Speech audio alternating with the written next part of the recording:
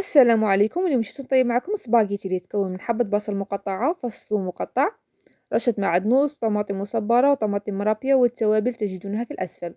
حطيت كل من البصل والثوم مقطعين يتقلوا على الزيت، وقمت بعد ذلك بإضافة طماطم مرابية وملعقة طماطم مصبرة، وزدت لهم التوابل ومرقت بشوية ماء ساخن، وحطيت سباغيتي تاعي بلا ما نغلي في الماء بلا ما نقطع، لان سباغيتي مصدر غني بالالياف وما بغيتش نفقد الالياف اللي فيه.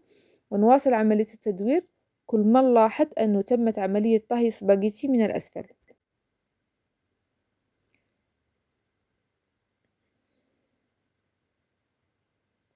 هنا كما راكم تلاحظوا تمت عمليه طهي سباغيتي من الاسفل.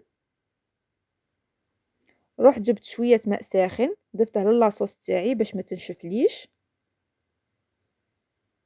وبعد ذلك واصلت في عمليه التدوير.